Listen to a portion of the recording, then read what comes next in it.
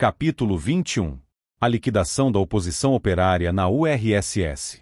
A política que, a partir do início de 1918, praticamente colocou na ilegalidade todas as organizações de massa do movimento dos trabalhadores que não fossem os sindicatos oficiais e, sucessivamente, aboliu o direito de greve, admitiu a implantação de normas que permitiam caçar as entidades sindicais, restringiu e depois retirou dos sindicatos o direito de eleger livremente os seus dirigentes e, finalmente, permitiu a demissão por decreto das diretorias sindicais, inaugurando a prática das nomeações desses dirigentes. A política que serviu de suporte para tais desdobramentos não surgiu do nada. Foi apenas uma evolução de uma mesma matriz original que concebia o partido como hierarquia, não só das organizações de revolucionários, mas também da massa das organizações operárias, conforme escreveu Lenin em 1904 em Um Passo à Frente, Dois Passos Atrás. Em setembro de 1920, na 9ª Conferência do Partido Bolchevique, o recém-formado grupo de oposição operária fez sua primeira aparição pública na Rússia.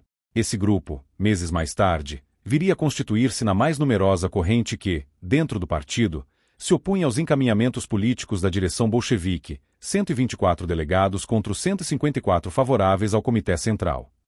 Além de combater o sistema de nomeações e cooptações feitas pela cúpula, propondo a volta das eleições internas, a oposição operária discordava do intervencionismo do Comitê Central nos sindicatos e nos sovietes, organizações de massa. Esse debate, que antecedeu o 10º Congresso do Partido, teve seu ponto alto em janeiro de 1921. Nessa altura, o grande combate já não era mais entre Lenin e Trotsky. Embora defendendo plataformas diferentes, ambos estavam, então, tacitamente unidos contra o inimigo principal, a oposição operária, que era o grupo bolchevique de oposição com base proletária mais numerosa e mais influente junto à classe operária, em especial junto aos metalúrgicos, e, de certa forma, exprimia a reação da maioria do proletariado russo à política de militarizar os sindicatos e convertê-los, de fato, em organismos a serviço do Estado, com dirigentes não eleitos, mas nomeados pelo Estado a partir de indicações do partido.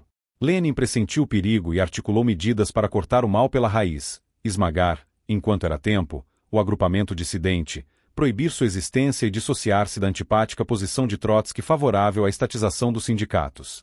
Adotando a posição meramente teórica da não vinculação formal dos sindicatos, nem ao partido, nem ao Estado, Lenin conquistou em Trotsky um aliado tático para a tarefa de exterminação da oposição operária. Essa aliança tática resultou em que, no 10º Congresso do Partido Bolchevique, realizado em março de 1921, dentre os quase 700 delegados com direito a voto, a oposição operária só tenha conseguido 18 delegados. Os procedimentos utilizados variaram desde a pressão sobre os comitês do partido, ao boicote e até a fraude pura e simples. A direção do partido, utilizando a máquina partidária para preparar o Congresso, pôs em ação os departamentos políticos criados no Congresso anterior com o fim de conspirar os diversos comitês e organismos do partido. Onde encontrava algum obstáculo ou resistência, o CC substituía os militantes por aparatiques fiéis à sua orientação. Foi o caso, por exemplo, da Comissão de Controle do CC, da qual, um mês antes do Congresso, Preobrazhensky e Dzerzhinsky foram demitidos sob a alegação de serem demasiado complacentes com a oposição operária, sendo substituídos por burocratas.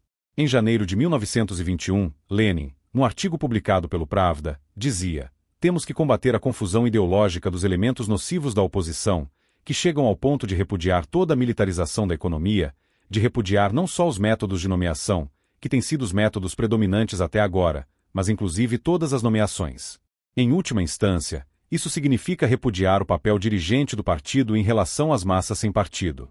Temos que combater o desvio anarco-sindicalista que matará o partido se este não o eliminar completamente." A queimação das teses da oposição operária, taxadas de anarco-sindicalistas, a caracterização dos grupos divergentes como tendências antipartido e a implantação de encaminhamentos antidemocráticos na preparação do 10º Congresso eram justificadas pela necessidade de salvar a revolução, de consolidar a unidade ante os grandes perigos internos que, após a Guerra Civil, o novo Estado ainda tinha que enfrentar. Tais concessões ao autoritarismo, no entanto, como a história demonstrou, na realidade salvaram o país da democracia proletária, se é que isso existe. Finalmente, chegamos ao histórico 10º Congresso do Partido Bolchevique, em março de 1921. Lenin abriu o Congresso com um discurso dirigido aos delegados da oposição operária que, como já vimos, estavam em minoria. Neste Congresso devemos dizer claramente: Não permitiremos debate sobre desvios, temos que acabar com isso. O ambiente de discussões está se tornando extremamente perigoso e está se convertendo numa ameaça direta à ditadura do proletariado. Fiel a essa orientação, o Congresso foi mais longe. Não só rejeitou as teses da oposição operária, como também proibiu sua existência legal, iniciando um processo de perseguição aos seus membros até o total aniquilamento, um ano mais tarde. As tais teses da oposição operária, rejeitadas pelo Congresso, propunham basicamente a adoção das 4 medidas seguintes: a volta da democracia interna, com a abolição dos métodos militaristas que exigiam a subordinação cega às ordens superiores, transformação do partido em um partido mais operário, eliminando do seu seio os elementos antiproletários e estabelecendo novas condições de ingresso para todos os que quisessem voltar às suas fileiras. Garantia de que os operários estreitamente ligados às massas trabalhadoras detivessem a maioria nos postos administrativos, e volta ao princípio da elegibilidade dos responsáveis e a ampla discussão nas bases de todas as questões importantes sobre a atividade do partido e a política soviética, antes que a direção se pronunciasse. Para a oposição operária, isso em 1921, as nomeações não poderiam ser toleradas e constituíam uma das características da burocracia. Somente as conferências e os congressos deveriam eleger candidatos capazes de ocupar postos administrativos de responsabilidade. Eliminar a burocracia, já naquela época enquistada no partido e no Estado, era, para a oposição operária, uma necessidade para a construção da nova sociedade. A oposição operária argumentava que as medidas que propunha não faziam mais do que reafirmar o caminho que Marx e Engels esboçaram no Manifesto Comunista, ou seja, que a libertação dos trabalhadores é obra dos próprios trabalhadores. Nesse mesmo 10º Congresso, Trotsky usou da palavra para denunciar que os membros da oposição operária propuseram palavras de ordem perigosas, transformaram os princípios democráticos em fetiche e colocaram acima do partido o direito dos trabalhadores de eleger os seus representantes, como se o partido não tivesse o direito de exercer a sua ditadura, mesmo se essa ditadura entrasse em conflito com o humor variável da democracia operária. Lenin, no entanto, foi quem desfechou o golpe de misericórdia, propondo ao Congresso a aprovação de 2 resoluções políticas. Uma, condenando a plataforma da oposição operária como desvio anarco-sindicalista, expressão até hoje utilizada pelos comunistas de todo o mundo para caracterizar aqueles que lhes são contrários no movimento sindical, e outra, proibindo definitivamente a sua existência legal e o seu funcionamento. Tudo isso em nome da unidade do partido. Na resolução aprovada pelos delegados, o Congresso concedeu ao Comitê Central plenos poderes para aplicar as sanções ao alcance do partido no sentido de que fosse aniquilado todo o fracionismo. Estabelecida a condenação, teve início a perseguição. Tudo em nome da unidade do partido, como já foi dito. 2 meses depois, em maio de 1921, surgiria a primeira oportunidade de o Comitê Central colocar em prática os plenos poderes que lhe foram delegados pelo Congresso. No Congresso Nacional do Sindicato dos Metalúrgicos, o CC apresentou uma lista de candidatos para preencher os cargos da diretoria desse sindicato, onde a oposição operária mantinha sua principal base de apoio, a fim de eleger uma diretoria fiel à linha oficial.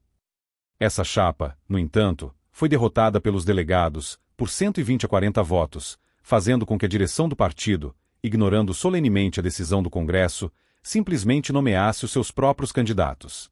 Finalmente, no 11º Congresso do partido, em março de 1922, a oposição sindical já havia sido aniquilada, como queriam Lenin e Trotsky.